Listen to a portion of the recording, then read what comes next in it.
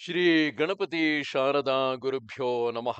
ಯತ್ರ ಯೋಗೇಶ್ವರ ಕೃಷ್ಣೋ ಯತ್ರ ಪಾರ್ಥೋ ಧನುರ್ಧರಃ ತತ್ರ ಶ್ರೀ ವಿಜಯ ಭೂತಿರ್ಧ್ರುವ ನೀತಿರ್ಮತಿರ್ಮಮ. ಶ್ರೋತೃಗಳಿಗೆ ಶ್ರೀ ಅಳಸಿಂಗರಾಚಾರ್ಯ ವಿರಚಿತ ಶ್ರೀ ವ್ಯಾಸ ಮಹರ್ಷಿ ಪ್ರಣೀತ ಶ್ರೀಮನ್ ಮಹಾಭಾರತದ ಭೀಷ್ಮ ಪರ್ವದಲ್ಲಿ ಸಂಕುಲ ಯುದ್ಧ ವರ್ಣನವು ಎಂಬ 103ನೆಯ ಅಧ್ಯಾಯಕ್ಕೆ ಸ್ವಾಗತ. ಮಧ್ಯಾಹ್ನ ಕಾಲದಲ್ಲಿ ಭೀಷ್ಮನಿಗೆ ಸೋಮಕರೊಡನೆ ಭಯಂಕರ ಯುದ್ಧವು ನಡೆಯಿತು. ರಥಿಕ ಶ್ರೇಷ್ಠನಾದ ಆ ಭೀಷ್ಮನು ಪಾಂಡವರ ಸೇನೆಯನ್ನು 100,000 ಲೆಕ್ಕದಲ್ಲಿ ತನ್ನ ತೀಕ್ಷ್ಣ ಬಾಣಗಳಿಂದ ಕೊಲ್ಲುತ್ತಾ ಬಂದನು. ಸಿಂಹವು ಮೃಗಗಳ ಗುಂಪನ್ನು ನುಗ್ಗಿ ಅವುಗಳನ್ನು ಕೊಲ್ಲುವಂತೆ ನಿನ್ನ ಪಿತನಾದ ಭೀಷ್ಮನು ಆ ಸೈನ್ಯವನ್ನು ಕೊಲ್ಲುತ್ತಿದ್ದನು. ಆಗ ದೃಷ್ಟದ್ಯುಮ್ನನು, ಶಿಖಂಡಿಯು, ವಿರಾಟ, ದೃಪದರು ಭೀಷ್ಮನನ್ನು ಎದುರಿಸಿ ಆತನ ಮೇಲೆ ಬಾಣ ಪ್ರಯೋಗ ಮಾಡಿದರು. ಆಗ ಭೀಷ್ಮನು ದೃಷ್ಟದ್ಯುಮ್ನನನ್ನು, ವಿರಾಟನನ್ನು ಮೂರು ಮೂರು ಬಾಣಗಳಿಂದ ಹೊಡೆದು ದೃಪದನ ಮೇಲೆ ಅನೇಕ ಬಾಣಗಳನ್ನು ಪ್ರಯೋಗಿಸಿದನು. ಭೀಷ್ಮನಿಂದ ಹೊಡೆಯಲ್ಪಟ್ಟ ಆ ಮಹಾ ಧನುರ್ಧಾರಿಗಳು ಕಾಲಿನಿಂದ ಮೆಟ್ಟಿದ ಸರ್ಪಗಳಂತೆ ಕೋಪಾವಿಷ್ಟರಾದರು. ಶಿಖಂಡಿಯು ಕುರು ಪಿತಾಮಹನನ್ನು ಅನೇಕ ಬಾಣಗಳಿಂದ ಹೊಡೆಯಲಾರಂಭಿಸಿದನು. ಭೀಷ್ಮನಾದರೂ ಆ ಶಿಖಂಡಿಯು ಮೊದಲು ಹೆಂಗಸಾಗಿದ್ದುದನ್ನು ನೆನೆಸಿಕೊಂಡು ತನ್ನ ಪ್ರತಿಜ್ಞೆಯಂತೆ ಆತನ ಮೇಲೆ ಬಾಣ ಪ್ರಯೋಗ ಮಾಡದೆ ಸುಮ್ಮನಿದ್ದನು. ಆಗ ದೃಷ್ಟದ್ಯುಮ್ನನು ಕ್ರೋಧದಿಂದ ಅಗ್ನಿಯಂತೆ ಜ್ವಲಿಸುತ್ತಾ ಪಿತಾಮಹನ ಉಭಯ ಪಾರ್ಶ್ವಗಳಿಗೂ ಎದೆಗೂ ಗುರಿಯಿಟ್ಟು ಬಾಣಗಳನ್ನು ಹೊಡೆದನು. ಆಗಲೇ ದೃಪದನು 25 ಬಾಣಗಳಿಂದಲೂ, ವಿರಾಟನು 10 ಬಾಣಗಳಿಂದಲೂ, ಶಿಖಂಡಿಯು 25 ಬಾಣಗಳಿಂದಲೂ ಭೀಷ್ಮನನ್ನು ಪ್ರಹರಿಸಿದರು. ಹೀಗೆ ನಾನಾ ಕಡೆಗಳಿಂದ ಬಿದ್ದ ಬಾಣಹತಿಯಿಂದ ಭೀಷ್ಮನ ಮೈಯೊಳಗೆಲ್ಲ ರಕ್ತವು ಹೊರಡಲು ಅದರಿಂದ ಆ ಭೀಷ್ಮನು ವಸಂತ ಕಾಲದಲ್ಲಿ ಪುಷ್ಪಿತವಾದ ಅಶೋಕ ವೃಕ್ಷದಂತೆ ಕಾಣಿಸಿದನು. ಆಗಲೂ ಭೀಷ್ಮನು ಮೂರು ಮೂರು ಬಾಣಗಳಿಂದ ದೃಪದ ವಿರಾಟರನ್ನು ಹೊಡೆದು ಒಂದು ಬಾಣದಿಂದ ದೃಪದನ ಬಿಲ್ಲನ್ನು ತುಂಡು ಮಾಡಿದನು. ಆಮೇಲೆ ದೃಪದನು ಬೇರೊಂದು ಬಿಲ್ಲನ್ನು ಕೈಗೆತ್ತಿಕೊಂಡು ಭೀಷ್ಮನನ್ನು 3 ಬಾಣಗಳಿಂದಲೂ ಆತನ ಸಾರಥಿಯನ್ನು ಬೇರೆ 3 ಬಾಣಗಳಿಂದಲೂ ಹೊಡೆದನು. ಆಗ ಯುಧಿಷ್ಠಿರಾಜ್ಞೆಯಿಂದ ಭೀಮನು, ದ್ರೌಪದಿಯ 5 ಮಂದಿ ಪುತ್ರರು, ಸಹೋದರರಾದ 5 ಮಂದಿ ಕೇಕೆಯ ಪುತ್ರರು, ಸಾತ್ಯಕಿಯು ಇವರೆಲ್ಲರೂ ಒಂದಾಗಿ ಭೀಷ್ಮನನ್ನು ಎದುರಿಸಿದರು. ಭೀಷ್ಮನನ್ನು ರಕ್ಷಿಸುವುದಕ್ಕಾಗಿ ಬಂದಿದ್ದ ನಿಮ್ಮ ಕಡೆಯ ವೀರರೆಲ್ಲರೂ ಪ್ರಯತ್ನಪಟ್ಟು ತಮ್ಮ ಸೈನ್ಯಗಳೊಡನೆ ದೃಷ್ಟದ್ಯುಮ್ನನೇ ಮೊದಲಾದ ವೀರರನ್ನು, ಇತರ ಪಾಂಡವ ಸೇನೆಯನ್ನು ತಡೆಯುತ್ತಿದ್ದರು. ಆಗ ಉಭಯ ಪಕ್ಷದ ವೀರರಿಗೂ ಅವರ ಚತುರಂಗ ಬಲಗಳಿಗೂ ಯಮರಾಜ್ಯವನ್ನು ವೃದ್ಧಿ ಮಾಡುವಂತೆ ಅನ್ಯೋನ್ಯವಾಗಿ ದೊಡ್ಡ ಸಂಕುಲ ಯುದ್ಧವು ನಡೆಯಿತು. ರಥಿಕನು ರಥಿಕನನ್ನು ಎದುರಿಸಿ ಕೊಲ್ಲುತ್ತಿದ್ದನು. ಹಾಗೆಯೇ ಆನೆಗಳು, ಕುದುರೆಗಳು, ಕುದುರೆಯ ಸೈನಿಕರು, ಕಾಲಾಳುಗಳು ಇವರೆಲ್ಲರೂ ಪ್ರತಿಪಕ್ಷದ ಆನೆಗಳನ್ನು, ಕುದುರೆಗಳನ್ನು, ಕುದುರೆಯ ಸೈನಿಕರನ್ನು, ಕಾಲಾಳುಗಳನ್ನು ಎದುರಿಸಿ ಕೊಲ್ಲುತ್ತಾ ಬಂದರು. ವೀರರು ಅಕ್ಷಯ ಬಾಣಗಳಿಂದಲೂ ಅಸ್ತ್ರಗಳಿಂದಲೂ ಭಯಂಕರವಾದ ಹಲವು ಬಗೆಯ ಶಸ್ತ್ರಗಳಿಂದಲೂ ಅಲ್ಲಲ್ಲಿ ಶತ್ರುಗಳನ್ನು ಪರಲೋಕಕ್ಕೆ ಸಾಗಿಸುತ್ತಿದ್ದರು. ಸಾರಥಿಗಳು, ರಥಿಕರು ಸತ್ತು ಶೂನ್ಯವಾಗಿದ್ದ ರಥಗಳನ್ನು ಕುದುರೆಗಳು ಇಷ್ಟ ಬಂದಂತೆ ಎಳೆದುಕೊಂಡು ಓಡಲಾರಂಭಿಸಿದವು. ವಾಯುವೇಗದಿಂದ ಓಡುತ್ತಿರುವ ಆ ರಥಗಳ ಕೆಳಗೆ ಸಿಕ್ಕಿ ಎಷ್ಟೋ ಕಾಲ್ಪಡೆಗಳು, ಕುದುರೆಗಳು ಸತ್ತು ಬಿದ್ದವು.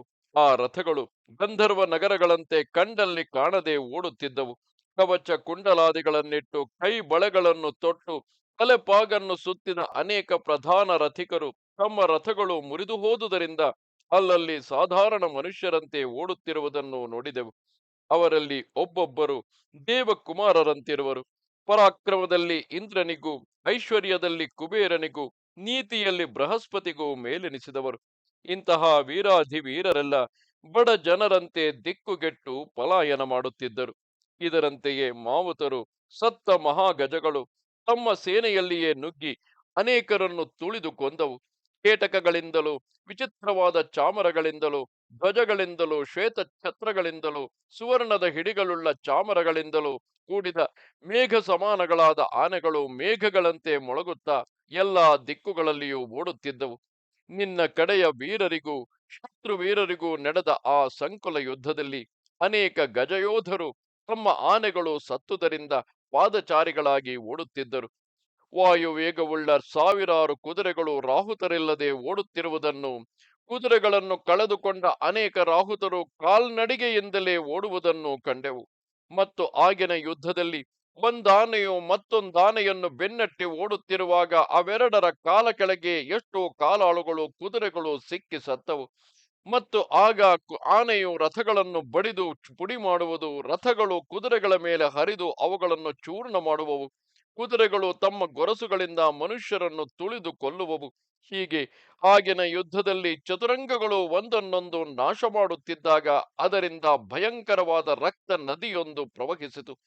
ರಕ್ತವೇ ಅದರ ಪ್ರವಾಹವು, ನರಗಳೇ ಅದರ ಅಲೆಗಳು, ಅಸ್ಥಿಗಳೇ ತೀರದ ಕಲ್ಲುಗಳು, ಕೂದಲುಗಳೇ ಅದರ ಪಾಚಿಗಳು, ರಥಗಳೇ ಮಡು, ಬಾಣಗಳೇ ಸುಳಿ, ಕುದುರೆಗಳೇ ಮತ್ಸ್ಯಗಳು, ತಲೆಬುರುಡೆಗಳೇ ಕಲ್ಲು ಗುಂಡುಗಳು, ಆನೆಗಳೇ ಮೊಸಳೆಗಳು, ಕವಚಗಳು ತಲೆಪಾಗುಗಳು ಅದರ ನೊರೆಗಳು, ಕತ್ತಿಗಳೇ ಆಮೆಗಳು, ಶಂಖಗಳೇ ಮಕರಗಳು, ರಥಗಳೇ ತೆಪ್ಪಗಳು, ಧ್ವಜದಂಡಗಳೇ ತೀರ ವೃಕ್ಷಗಳು, ಮಾಂಸಭಕ್ಷಿಗಳಾದ ಪಕ್ಷಿಗಳೇ ಹಂಸಗಳು. ಹೀಗೆ ಮಹಾಭಯಂಕರವಾಗಿಯೂ ದಾಟಲ ಸಾಧ್ಯವಾಗಿಯೂ ಯಮರಾಷ್ಟ್ರವನ್ನು ವೃದ್ಧಿಗೊಳಿಸತಕ್ಕದಾಗಿಯೂ ಇರುವ ರಕ್ತ ನದಿಯಲ್ಲಿಯೇ ಅನೇಕ ಕ್ಷತ್ರಿಯರು ನಿರ್ಭಯದಿಂದ ರಥಗಳು, ಆನೆಗಳು ಮತ್ತು ಕುದುರೆಗಳೆಂಬ ತೆಪ್ಪಗಳ ಮೇಲೆ ಓಡಾಡುತ್ತಿದ್ದರು. ವೈತರಣಿ ನದಿಯು ಸತ್ತವರನ್ನು ಯಮಪುರಿಗೆ ಸಾಗಿಸಿಕೊಂಡು ಹೋಗುವಂತೆ ಯುದ್ಧದಲ್ಲಿ ಭಯಪಟ್ಟು ಮೂರ್ಛಿತರಾದವರನ್ನು ಆ ನದಿಯೇ ಕೊಚ್ಚಿಕೊಂಡು ಹೋಯಿತು.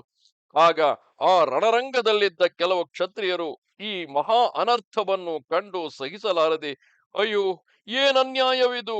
ನೀಚನಾದ ದುರ್ಯೋಧನನ ದುರಾಗತದಿಂದ ರಾಜರಿಗೆಲ್ಲ ಇಂತಹ ಮಹಾಕ್ಷಯವಾಯಿತು. ಪಾಪಾತ್ಮನು, ದುರಾಶೆಯಿಂದ ಮತಿಗೆಟ್ಟವನು ಆದ ಧೃತರಾಷ್ಟ್ರನು ಗುಣಶಾಲಿಗಳಾದ ಪಾಂಡುಪುತ್ರರಲ್ಲಿ ಎಂತಹ ದ್ವೇಷವನ್ನು ಬೆಳೆಸಿದನು ಎಂದು ಬಾಯಿಗೆ ಬಂದಂತೆ ನಿಂದಿಸುತ್ತಿದ್ದರು.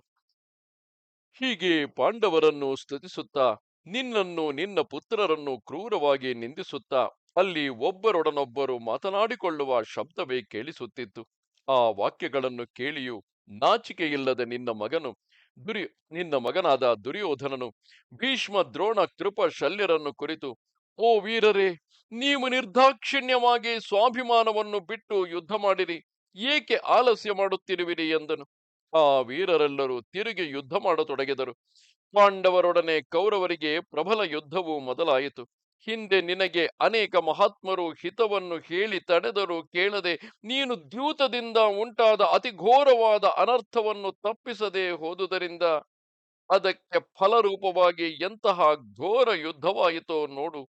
ಓ ರಾಜ, ಅಷ್ಟೊಂದು ಸೈನ್ಯಗಳು, ಸಹಾಯ ಸೈನಿಕರು ಇದ್ದಾಗಲೂ ಪಾಂಡುಪುತ್ರರು ನಿನ್ನವರು ಯುದ್ಧದಲ್ಲಿ ಯಾರನ್ನೂ ಬದುಕಿಸಿಕೊಳ್ಳಲು ಶಕ್ತರಾಗಲಿಲ್ಲ. ಮುಖ್ಯವಾಗಿ ನಿನ್ನ ಅನೀತಿಯಿಂದಲೂ ದುರ್ದೈವದಿಂದಲೂ ಘೋರವಾದ ಜನಕ್ಷಯವಾಯಿತು.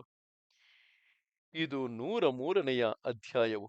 ನಮಸ್ತೆ ಶಾರದೆ ದೇವಿ, ಕಾಶ್ಮೀರ ಪುರವಾಸಿನಿ, ತ್ವಾಮಹಂ ಪ್ರಾರ್ಥಯೇ ನಿತ್ಯಂ, ವಿದ್ಯಾದಾನಂಚ ದೇಹಿಮೆ.